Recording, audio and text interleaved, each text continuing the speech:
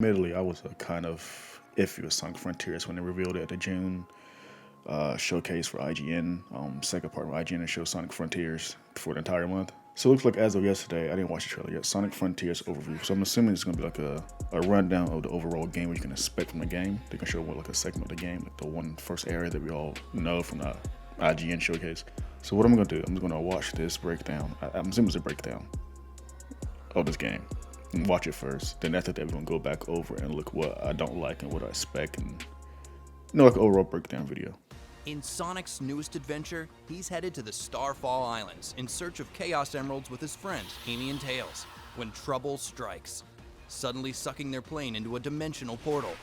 Our bristly hero awakens in a strange, digital world called Cyberspace. Despite being separated from his friends, Sonic miraculously escapes from this alternate dimension and arrives on Kronos, one of the beautiful Starfall Islands, a curious wilderness full of ancient ruins, strange inhabitants, and sinister enemies. Our loyal Blue Hedgehog must now find his lost friends, explore this exotic world, and solve the mystery of the Starfall Islands. Sonic Frontiers expands on what fans know and love about traditional Sonic games, combining linear level gameplay and open zone platforming into a new action-filled Sonic experience. The world map is bigger than ever, giving Sonic more room to run and explore his surroundings. Sonic Frontiers offers high-speed, open-zone gameplay that gives you the freedom to play the game in the order that best matches your playstyle. Engage in exhilarating combat with exciting new enemies, solve intriguing puzzles, and complete fun side quests to help rescue Sonic's friends. Solving puzzles will reward the player with items that can increase Sonic's power and defense, reveal hidden parts of the map, and unlock new ways to navigate the island at fast speeds. Scattered around the Starfall Islands are cyberspace portals. Defeat bosses throughout the island to earn portal gears that unlock these stages. You'll need to complete challenges within each cyberspace stage to earn vault keys that can be used to unlock Chaos Emerald vaults and allow you to progress further in the game. In Sonic Frontiers, Sonic's combat gets an upgrade, making battling enemies more exciting and fluid than ever before. With an all-new skill tree system featuring a host of new abilities to unlock and level up, you'll have plenty of options to fight strategically, combine dodges, parries, counters, and more. If you prefer more straightforward gameplay, check out Auto Combos, where various attack combos can be executed with a single button. These modes make it possible for all Sonic fans to easily enjoy the fast and flexible new combat system. Sonic's enhancements don't stop there. He's learned a new ability called Psyloop, a band of light that mirrors Sonic's tracks. Surround enemies, items, and areas to uncover different effects and unlock all the secrets of the Starfall Islands. Get ready to blaze your own trail and forge a new frontier in Sonic Frontiers. Available November 8th. Stay tuned for more details. And now that's over with. Let's do breakthrough. So personally, I don't care about the story. The story can be anything, can be bad or good. I don't care. I mean, I hope it's at least enjoyable. Hope it's like a classic Sonic Eggman adventure or whatever. I'm not expecting much from a Sonic story. If it's good, it's good. If it's bad, it's bad. I don't care. I'm more about the gameplay itself.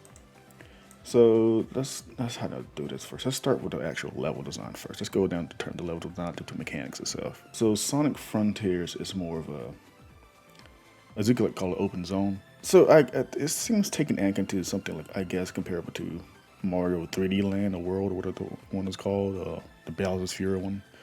Or over time, I'm starting to learn it's more like Mario Odyssey. Well, Mario Odyssey comes somewhat at times like an open world, open zone, I can say, because it's basically a more bigger version of a normal Mario level. And for Sonic's case, this level design here is more of a more bigger Sonic level. That's why we refer to open zones. You see like here, it has the typical boost pads, the rails to go to different locations and all the stuff. So it's just a bigger version of the Sonic levels we're all used to.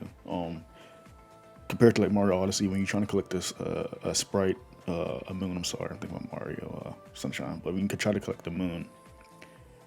when you collect these moons, there's areas in these games where the level design becomes tighter and it feels more like a typical Mario level. They seem to be doing with Sonic here. It's open space, but when you gotta collect the item, it becomes tighter, and you gotta go through all these trials and platforms to get to the particular item. At first, I was like iffy on it, but now I'm starting to understand it more initially after watching this. I noticed on the past gameplay prior to this video, the world kind of seems shallow in terms of like there isn't really much going on here in terms of like NPCs. Seems bare bones. I'm not sure that's the point. Like it seems like Breath of the Wild is kind of a post-apocalyptic world. I'm assuming they're trying to do the same thing here in this weird area here. Maybe that's probably why you gotta find secrets and stuff around the world to encourage you to explore. Which the game seems to be also taking some aspiration too from other open world games to encourage exploration and find secrets and all that. So that's pretty decent there. You got this new guy. He's supposed to be like new child, a new wisp. So the combat,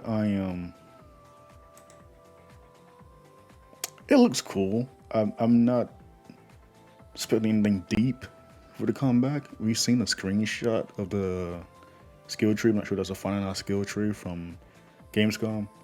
It looks like more, I don't know what to compare it to. I think it's his own thing, but it's a skill tree. Sonic actually fights this time like Sonic battles from the Game Boy game. Has these cool abilities. I guess that's like a finisher move right there. He has his new spin cycle move. I forgot what I think where is it. I can't find it here. But essentially, it seems to be like this move right here, yeah. So it seems like to me this would be like the primary move you want to use always to weaken enemies. So you can like break their barriers or shields, stun them or something. Then you can attack with full melee attacks. I don't know. I know it's fun. Since it's a Sonic game, I don't want to bash it in a way, but I'm not expecting a deep mechanic game here in terms of overall combat. I don't. Surprise me. I would love it for it to, but since it's such a, I guess a friendly franchise, a kid-friendly franchise, it's gonna be kind of simple in nature, but while also having a little bit of depth in it. I'm not expecting no Ninja Gaiden type of gameplay, DMC type of gameplay here in terms of combat. Not that deep at least, but something tolerable. What gets me the most is, see, I hate that right there. That's what I don't like. So this level right here, this is clearly a boss, and this is a typical boss we got since Unleash. You chase the enemy, dodge their attacks. It's kind of tiring seeing this format, this boost format boss battles right here. They're boring now. It's repetitive. Those are the ones you gotta hit in the center of, clearly, like there. Homing attack, he gets disrupted, and you gotta do it again for like 2 more times. It's boring. So what is making people go crazy is the cyberspace levels. Sonic Frontiers, while it's different, overall, most of the games, majority of the game is different, but it's familiar as the cyberspace level. So the cyberspace level takes inspiration from Generations, Unleashing Colors, and Force's gameplay style, the boost gameplay style. But from what has been said at Gamescom, there are shorter versions of those levels, so they're kind of akin to more like maybe Sonic Forces in terms of length. They're probably like a minute 30 at max levels. Or some of these levels are taking inspiration from past levels in terms of actual level design layout. While they aesthetically look like Green Hill Zone, that level could feel like City Escape or something. That's just an example, but it's what people are noticing from the level design layout. So people are saying, which I think is confirmed by Zuko as of like a few days ago, that these cyberspace levels represent Sonic's memory. Because spoiler alert, Sonic apparently lost his memory in this game. So his memory is kind of iffy. So like he can see Green Hill Zone, but aesthetically it looks like Green Hill Zone. But to us, it's playing like Chemical Plant Zone. And you know that's not what really happens in Sonic's perspective. This is what he thinks it is, or he's trying to remember. So it seems to be an excuse of that. But my take on this is like, it feels like another gimmick to the Sonic games lately. Because like Unleash had the Werehog, Forces had Avatar and Classic Sonic, Generations had Classic Sonic. These 3D Sonic games always have this kind of gimmick to keep this familiarity with the games, to try to keep them safe. But here it seems like, I was kind of iffy with them bringing back like, these same zones like Green Hill Zone, Chemical Plant Zone, Sky Sanctuary Zone. This is the new zone here at that city level. We don't know what that is. And apparently a lot of these open world zones have these cyberspace levels, so we don't know what else to expect from this. I hope it's not like stuff we've seen from generations. Like I hate to say it, but I'm sick of Green Hill Zone and Chemical Plant Zone. We've seen them like 3-4 times now. I want to see something from the past, like something from, Heroes, Unleashed, something, even games I don't like. I want to see 3D versions of those games, or HD version of those games. I don't mind, at least the level design is good. But I'm just tired of them going back to, the classic levels that I loved back in the day, and I still do, but I'm just tired of seeing them in modern projects. So hopefully get more in those. And also the open world. I criticized it back then. I think the open world was shine the most. Like that, right? That's a good example there. Not that, but that annoys me, honestly. It's how these platforms just floats.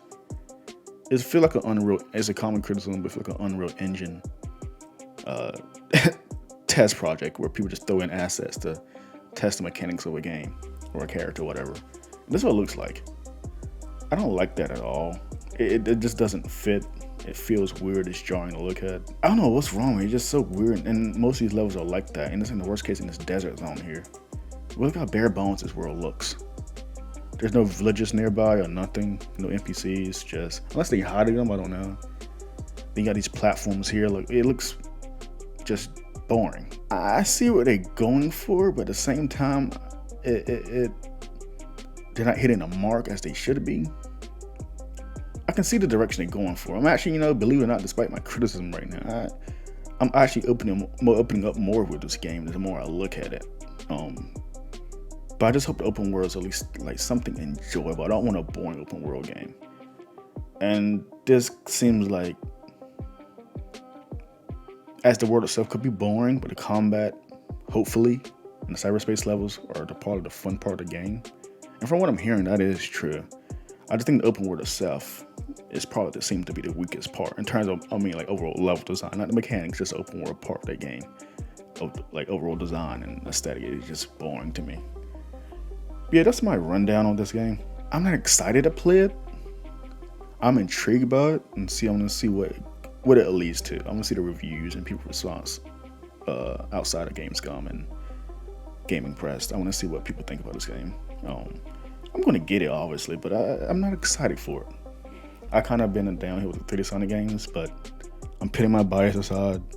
I was one of the few people that's angry at Sonic Team these few years. I am one of them. I was angry with this game prior, just with the June release, like they didn't try. But I'm opening up a bit, and that's a good thing. So I'm gonna see where the game leads to.